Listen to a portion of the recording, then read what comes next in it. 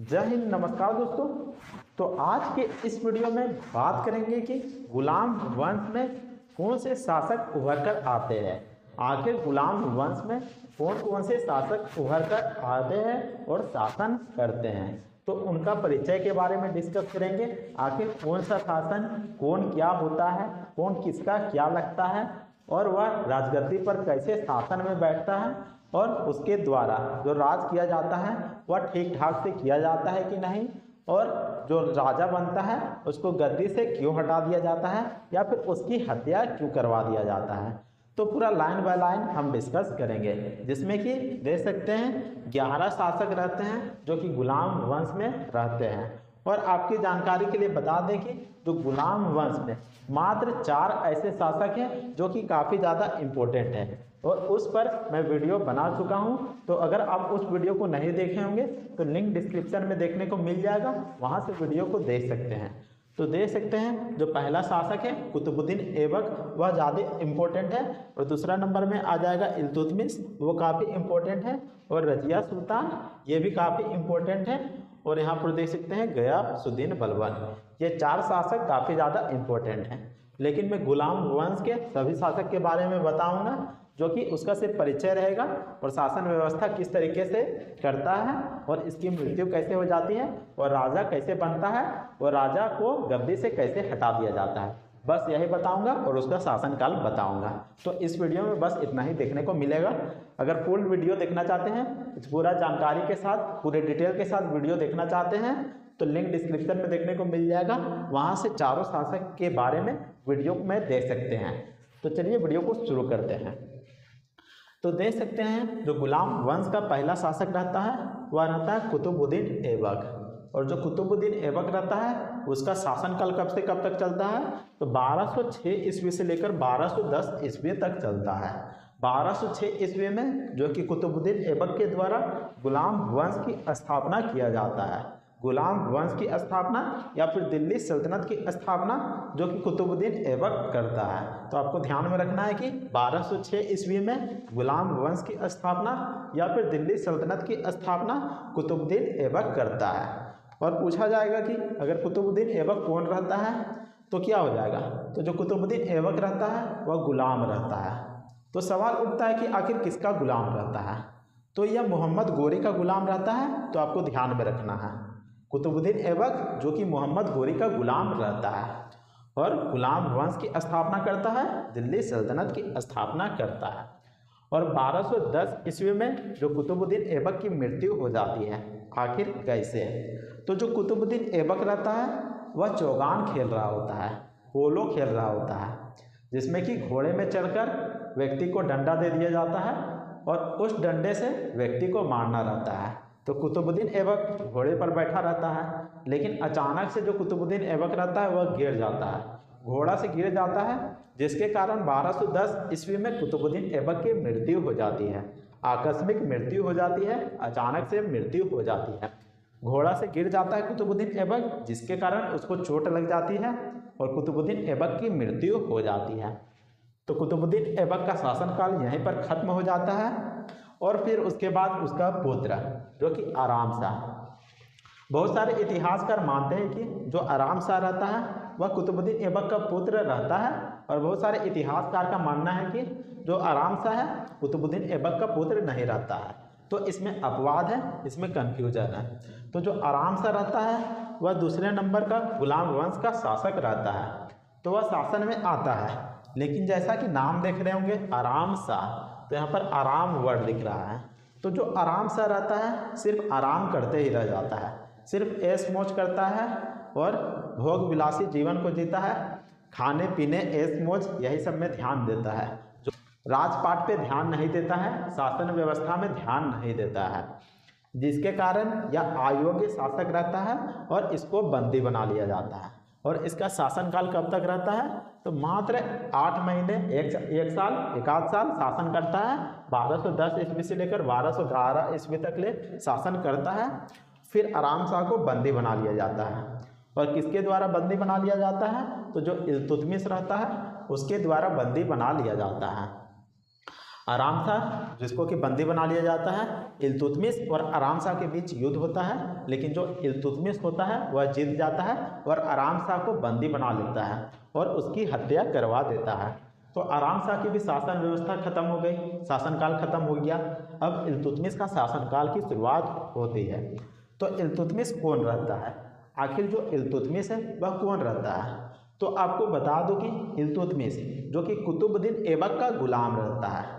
जो प्रथम शासक हो गया कुतुबुद्दीन ऐबक गुलाम वंश का, तो उसी का गुलाम रहता है इल्तुतमिश। जो इल्तुतमिश हो गया वह कुतुबुद्दीन ऐबक का गुलाम हो गया। और साथ ही साथ आपको बता दूं कि जो इल्तुतमिश रहता है वह कुतुबुद्दीन ऐबक की बेटी से शादी भी करता है। तो ऐसे में कुतुबुद्दीन ऐबक का दामाद बन गया। जो इल्तुतमिश हो गया वह कुतुबुद्दीन ऐबक का दामाद भी बन गया, क्योंकि कुतुबुद्दीन ऐबक की बेटी से शादी करता है, इसकी बेटी को फंसा लेता है और शादी कर लेता है जो इल्तुतमिश रहता है। तो ऐसे में कुतुबुद्दीन ऐबक का दामाद भी बन गया और गुलाम भी बन गया। तो आपको ध्यान में रखना है। और इल्तुतमिश जो कि आराम शाह को बंदी बना लेता है और उसकी हत्या करवा देता है। और 1210 या फिर 11 कह सकते हैं, बहुत जगह 10 लिखा रहता है, बहुत जगह 11 लिखा रहता है। तो 1211 ईस्वी में इल्तुतमिश दिल्ली की गद्दी पर बैठ जाता है और यह राजपाट करता है। काफ़ी ज़्यादा योग्य शासक रहता है, बहुत सारे सिक्के जारी करता है जो कि चांदी का रहता है, तांबा का रहता है। इसके अलावा कुतुब मीनार का निर्माण के कार्य को पूरा कराता है। तो अगर प्रॉपर वीडियो देखना चाहते हैं, इल्तुतमिश से रिलेटेड पूरी जानकारी आप पाना चाहते हैं, तो इसका भी लिंक डिस्क्रिप्शन में देखने को मिल जाएगा। इसका भी वीडियो मैं बना चुका हूँ। तो जो इल्तुतमिश का शासनकाल रहता है 1211 ईस्वी से लेकर 1236 ईस्वी तक रहता है। और 1236 ईस्वी में इसकी मृत्यु कैसी होती है इल्तुतमिश का? तो जो इल्तुतमिश रहता है वह युद्ध में जाता है और युद्ध में जाने के बाद फिर वह जब वापस लौटता है तो इसका तबीयत खराब रहने लगता है। जो इल्तुतमिश रहता है वह बीमार पड़ जाता है और धीरे धीरे इसका तबीयत भी खराब होने लगता है, शरीर भी कमज़ोर होने लगता है और इसकी मृत्यु हो जाती है। इल्तुतमिश का तबीयत खराब हो जाता है, बीमार पड़ने लगता है और कमज़ोर हो जाता है और फिर इसकी मृत्यु हो जाती है 1236 ईस्वी में। तो फिर अब शासन व्यवस्था में कौन आता है? तो इल्तुतमिश का पुत्र रहता है, उसका नाम रहता है रुकनुद्दीन फिरोज शाह। इल्तुतमिश का पुत्र रहता है रुकनुद्दीन फिरोज शाह। तो आपको ध्यान में रखना है कि कौन किसका क्या लगता है, तो आपको ध्यान में रखना है। तो जो रुकनुद्दीन फिरोज शाह रहता है, इल्तुतमिश का पुत्र रहता है, वह राजपाट पे आता है, दिल्ली की गद्दी पर बैठता है। तो लेकिन जो रुकनुद्दीन फिरोज शाह रहता है वह अयोग्य शासक रहता है, वह ठीक से शासन नहीं करता है, यह भी भोग विलास में पड़ जाता है, सिर्फ ऐश मौज करते रहता है, खाना पीना बस यही सब लगा रहता है, आराम करते रहता है और शासन व्यवस्था पर ध्यान नहीं देता है जो रुकनुद्दीन फिरोज शाह रहता है। और रुकनुद्दीन फिरोज शाह की जो माँ रहती है जो कि शाह तुर्कान रहती है, वही राजपाट को चलाती है, शासन व्यवस्था को चलाती है। लेकिन जो शाह तुर्कान रहती है वह बहुत ही ज़्यादा अत्याचारी रहती है, लोगों को यहाँ पर मौत के घाट उतार देती थी, खूब अत्याचार करती है लोगों पर।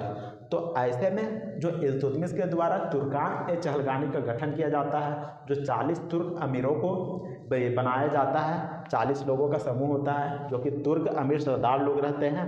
तो उसी के द्वारा रुकनुद्दीन फिरोज और शाह तुर्कान को बंदी बना दिया जाता है। जो 40 तुर्क अमीर रहते हैं उसी के द्वारा रुकनुद्दीन फिरोज और शाह तुर्कान को बंदी बना लिया जाता है और इनको भी मार दिया जाता है। जो 40 तुर्क अमीर लोग रहते हैं वे इन दोनों को मार देते हैं, माँ और बेटा दोनों को। अब देखिए फिर यहाँ पर शासन व्यवस्था में कौन आएगा? तो फिर आता है रजिया सुल्तान। और रजिया सुल्तान काफ़ी ज़्यादा इम्पोर्टेंट टॉपिक है, इसको भी आपको ध्यान में रखना है और इस पर भी मैं वीडियो बना चुका हूँ। तो जो रजिया सुल्तान है वह शासन व्यवस्था में आती है, 1236 ईस्वी में दिल्ली की गद्दी पर बैठती है।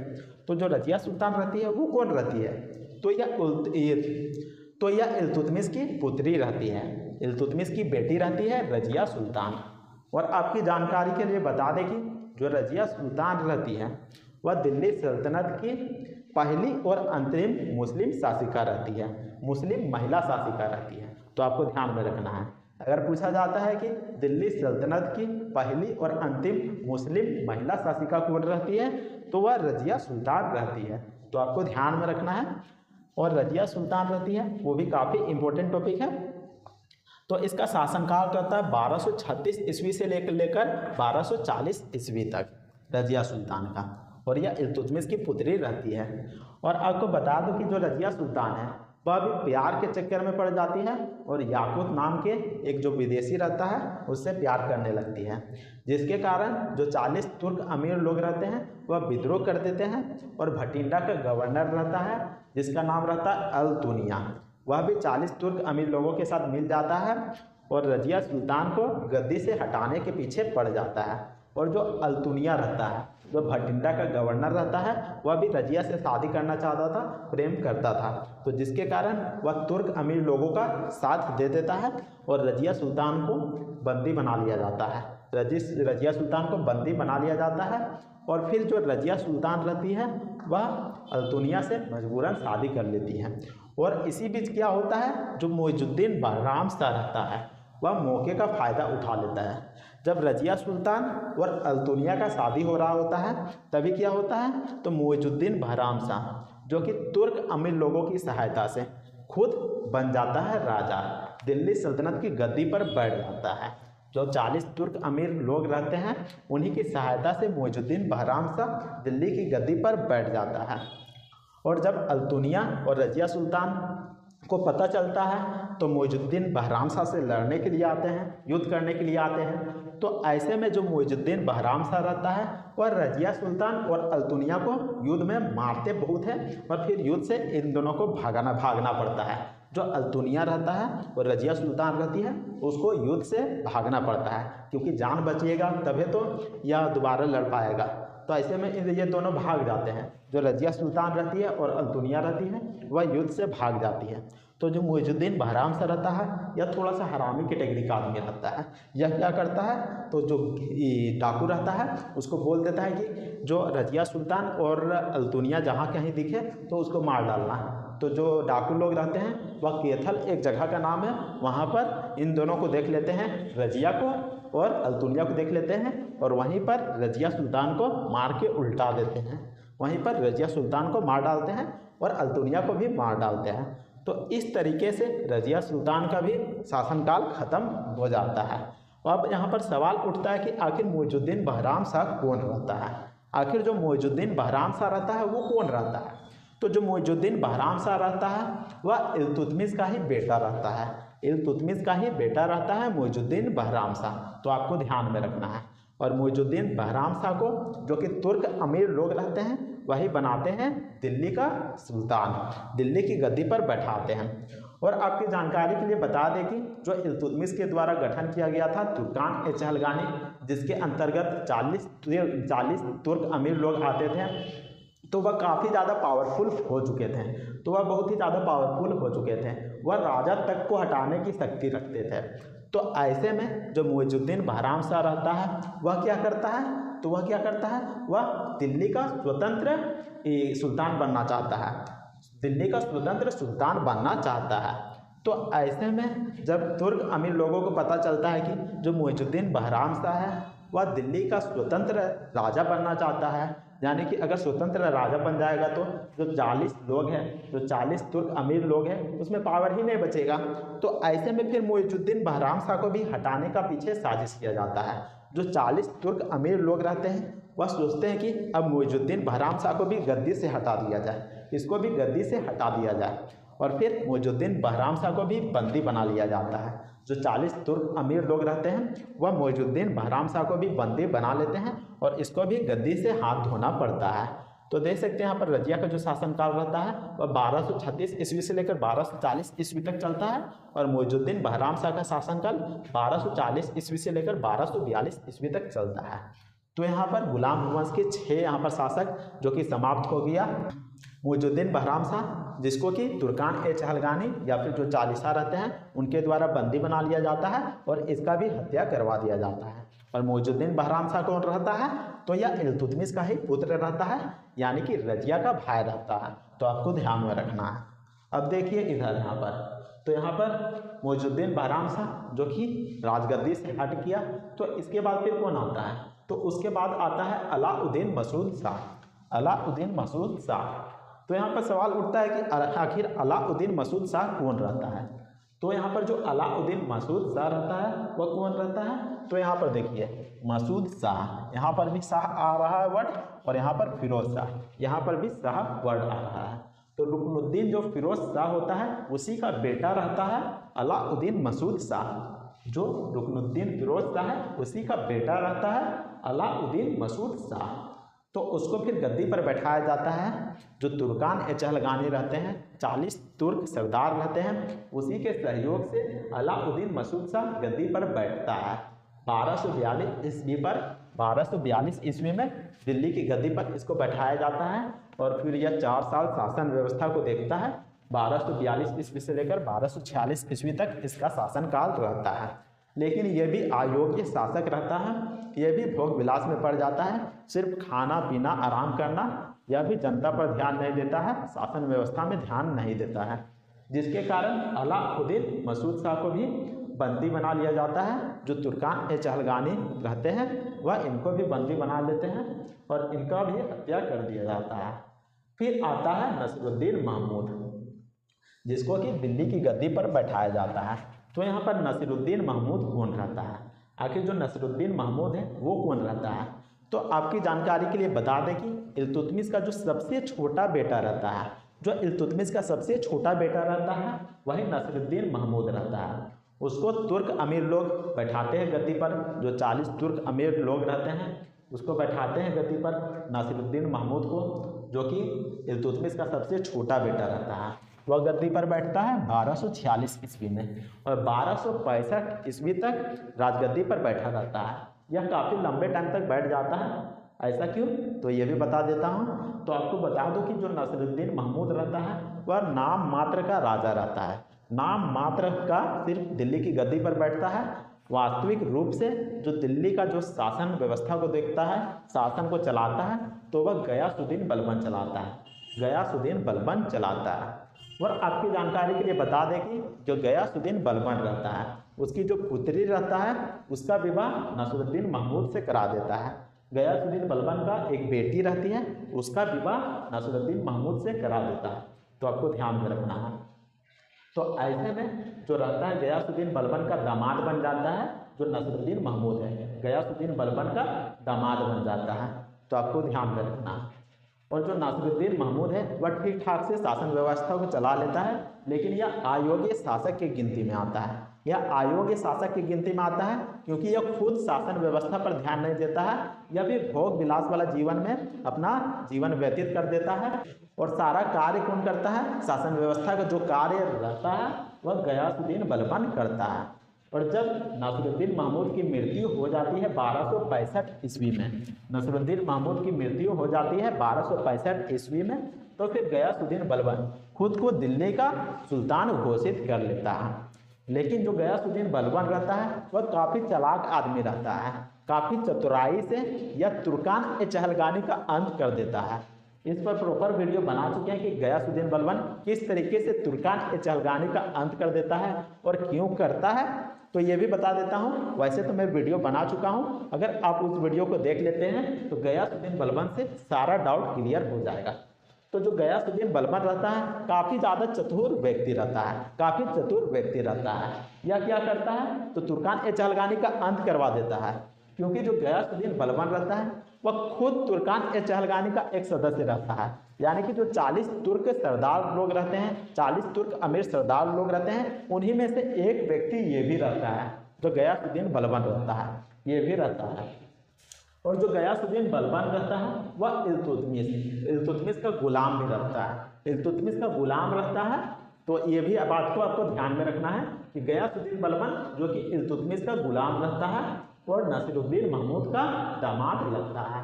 तो आपको ध्यान में रखना है। सॉरी, गयासुद्दीन बलबन का दामाद नसीरुद्ददीन महमूद लगेगा, ये होगा, समझे। तो इस तरीके से आपको ध्यान में रखना है। अब देखिए यहाँ पर जो गयासुद्दीन बलबन जो कि 1265 ईस्वी में दिल्ली की गद्दी पर तो बैठ जाता है और 1287 ईस्वी में जो उसकी मृत्यु हो जाती है और अच्छे तरीके से यह शासन व्यवस्था को देखता है, रक्त और लौह की नीति को लाता है जो कि काफ़ी कठोर दंड होता है। इस नीति के तहत ऐसे ऐसे नियम लाता है जो कि कोई शासक नहीं लाता है। गुलाम वंश में किसी भी शासक के द्वारा इतना कठोर दंड और नियम नहीं बनाया जाता है। यह काफ़ी ज़्यादा मतलब ऐसे ऐसे कार्य कर देता है कि इसका शासन व्यवस्था काफ़ी ज़्यादा मजबूत हो जाता है। रक्त और लौह की नीति लाता है, सैन्य विभाग का निर्माण करता है, सैन्य दर्ज का जो कि एक सैन्य विभाग होता है उसका निर्माण करता है। बहुत सारे ऐसे कार्य करते हैं जिससे कि इसका जो सैन्य व्यवस्था भी मजबूत हो जाता है और इसका जो गद्दी रहता है उस समय देख रहे पा रहे होंगे तुर्कान चलगानी क्या करते थे, मतलब जिसको मन किया उसको गद्दी पर बैठाएं, जिसको मन किया उसको हटा दिए। यानी कि पावर राजा पर नहीं रहता था, राजा के पास पावर नहीं रहता था, पावर तुर्कान चलगानी के पास आ गया था, 40 तुर्क अमीर लोगों के पास आ गया था। तो ऐसे में गयासुद्दीन बलबन जो कि उसका जड़ ही को ख़त्म कर दिया, तुर्कान चहलगानी को ही ख़त्म कर दिया। लेकिन फिर भी एक जासूसी विभाग बनाया था जिसका नाम है बरीद, तो वह सिर्फ काम किया था उसका तो जासूसी करना है, यानी कि कहाँ पर आक्रमण होने की संभावना है, कौन राजा का पीठ पीछे षड्यंत्र कर रहा है, तो यही सब जानकारी राजा तक पहुँचाना था। इसमें पावर नहीं दिया गया था। लेकिन तुर्कान चहलगानी के पास काफ़ी ज़्यादा पावर आ गया था, जिसके तहत राजा को हटा दिया जाता था, राजा को मरवा दिया जाता था, कुछ भी करवा दिया जाता था। अब देखिए गयासुद्दीन बलबन की भी मृत्यु हो जाती है 1287 ईस्वी में। आखिर कैसे मृत्यु होती है? तो जो गयासुद्दीन बलबन है उसका एक पुत्र रहता है, उस पुत्र का नाम रहता है मोहम्मद खान। मोहम्मद खान पुत्र रहता है गयासुद्दीन बलबन का। तो वह युद्ध करने के लिए जाता है, मंगलों के साथ युद्ध हो रहा होता है, तो जो मोहम्मद खान रहता है वह युद्ध करने के लिए जाता है। लेकिन उस युद्ध में जो मोहम्मद खान रहता है उसकी मृत्यु हो जाती है। तो मृत्यु तो हो गई मोहम्मद खान की, तो गयासुद्दीन बलबन हमेशा सोच में पड़े रहता है और ज़्यादा टेंशन ले लेता है, और ज़्यादा टेंशन लेने की वजह से अपने पुत्र की मोह माया के चलते जो मोहम्मद खान रहता है उसका पुत्र, उसकी मृत्यु की याद में हमेशा पड़ा रहता है। और धीरे धीरे जो गयासुद्दीन बलबन है उसका तबीयत खराब हो जाता है, वह कमज़ोर पड़ने लगता है और उसका शरीर कमज़ोर हो जाता है और उसी में उसकी मृत्यु हो जाती है। जो गयासुद्दीन बलबन है उसकी मृत्यु हो जाती है 1287 ईस्वी में। फिर यहाँ पर देखिए केकूबाद। तो केकूबाद यहाँ पर कौन रहता है? केकूबाद जो कि गुलाम वंश का 10वां शासक रहता है। तो केकूबाद कौन रहता है? तो गयासुद्दीन बलबन का और एक बेटा रहता है जिसका नाम है बुगरा खान। बुगरा खान, लेकिन जो बुगरा खान रहता है वह बंगाल का स्वतंत्र यहाँ पर शासक रहता है, स्वतंत्र शासक रहता है। वह भी तो चाहे तो दिल्ली सल्तनत का वारिस के रूप में कह सकते हैं कि गुलाम वंश का शासक बन सकता था, लेकिन वह नहीं बनता है। वह बंगाल का ही स्वतंत्र शासक के रूप में रहना चाहता है और वह ज़्यादा टेंशन नहीं लेना चाहता है कि दिल्ली का गद्दी पर मैं बैठूंगा, क्योंकि जो दिल्ली की गद्दी पर बैठना था, गुलाम वंश की जो गद्दी थी उसमें बैठना काफ़ी पेचीदा था। क्योंकि उस समय क्या हो रहा था, जो राजा बन गया अच्छा तरीके से, जो योग्य है वह बन गया, लेकिन जो अयोग्य है, जो भोग विलास के जीवन में जो ऐश मौज कर रहा है, उसको ज़्यादा टेंशन होता था, उसको यहाँ पर हटा दिया जाता था या फिर उसे मार दिया जाता था या फिर कैद कर लिया जाता था। तो जो बुगरा खान रहता है वह टेंशन नहीं लेना चाहता था और वह बंगाल के स्वतंत्र सुल्तान के रूप में रहना चाहता था। तो जो बुगरा खान रहता है वह ज़्यादा टेंशन नहीं लेना चाहता था, वह बंगाल का स्वतंत्र सुल्तान बना रहना चाहता था। इसी कारण वह दिल्ली का सुल्तान नहीं बन पाया, गुलाम वंश का सुल्तान नहीं बन पाया। क्योंकि जो गयासुद्दीन बलबन रहता है वह अपने पुत्र बुगरा खान से कहता है कि तुम दिल्ली की गद्दी पर बैठ जाओ, लेकिन वह नहीं मानता है। वह कहता है कि हम ऐश मौज करेंगे, हम बंगाल का ही स्वतंत्र सुल्तान ठीक है। तो फिर यहाँ पर देख सकते हैं केकूबाद आता है। तो जो केकूबाद कौन रहता है? तो जो केकूबाद रहता है वह बुगरा खान का ही बेटा रहता है, बुगरा खान का ही बेटा रहता है। गयासुद्दीन बलबन का बेटा जो कि बुगरा खान हो गया और बुगरा खान का बेटा जो कि केकूबाद हो गया। तो केकूबाद आता है 1287 ईस्वी में, दिल्ली की गद्दी पर बैठता है, लेकिन यह भी अयोग्य शासक रहता है, अयोग्य शासक रहता है। इसको भी मार दिया जाता है 1290 ईस्वी में, इसको मार दिया जाता है। और कौन मारता है? तो जलालुद्दीन खिलजी, जलालुद्दीन खिलजी इसको मार डालता है। और देख सकते हैं यहाँ पर शमसुद्दीन क्यूमर्स जो कि अंतिम शासक रहता है गुलाम वंश का। लेकिन कहा जाता है कि जो शमसुद्दीन क्यूमर्स रहता है, जो शमसुद्दीन क्यूमर्स रहता है वह 3 साल का बच्चा रहता है। अब सोचिए 3 साल का बच्चा क्या ही कर लेगा, लेकिन इसको भी बेरहमी से मार दिया जाता है। जो शमसुद्दीन क्यूमर्स है इसको भी मार दिया जाता है 1290 ईस्वी में। और जो शमसुद्दीन क्यूमर्स रहता है वह केकूबाद का बेटा रहता है। केकुबाद का बेटा रहता है शमसुद्दीन क्यूमर्स, तो इसको भी मार दिया जाता है 1290 ईस्वी में जलालुद्दीन खिलजी के द्वारा। इसको भी मौत के घाट उतार दिया जाता है और फिर खिलजी वंश की स्थापना यहीं से होती है। जलालुद्दीन खिलजी के द्वारा खिलजी वंश की स्थापना होती है।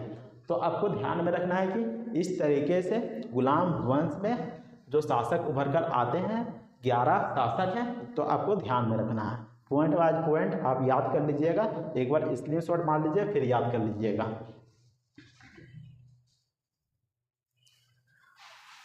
और आपकी जानकारी के लिए बता दें कि गुलाम वंश में यहाँ पर सभी इम्पोर्टेंट शासक नहीं हैं, बल्कि 4 ही इम्पोर्टेंट शासक हैं। तो देख सकते हैं कुतुबुद्दीन ऐबक हो गया पहला, दूसरा हो गया यहाँ पर इल्तुतमिश हो गया, तीसरा हो गया रजिया सुल्तान और चौथा हो गया गयासुद्दीन बलबन। तो ये 4 इम्पोर्टेंट शासक हैं जहाँ से क्वेश्चंस अक्सर पूछे जाते हैं। लेकिन आपको ध्यान में रखना है कि आखिर कौन से शासक के बाद कौन सा शासक आता है, तो आपको याद रखना है। और मेरी जैसी वीडियो कोई नहीं बनाया होगा शायद यूट्यूब में, तो आप इस वीडियो को एक बार ज़रूर देख लीजिएगा। और उम्मीद करते हैं कि आपको ये वीडियो पसंद आया होगा, तो वीडियो को लाइक ज़रूर कीजिएगा और चैनल को भी सब्सक्राइब जरूर कर लीजिएगा। तो गुलाम वंश यहीं पर ख़त्म होता है। इसके अलावा पूरी जानकारी अगर चाहते हैं तो लिंक डिस्क्रिप्शन में देखने को मिल जाएगा, जहाँ पर मैंने चारों कैरेक्टर यानी कि चारों शासक के बारे में पूरी डिटेल में वीडियो बनाया है, तो उस वीडियो को भी जरूर देख लीजिएगा। तो मिलते हैं नेक्स्ट वीडियो में, तब तक के लिए जय हिंद, वंदे मातरम।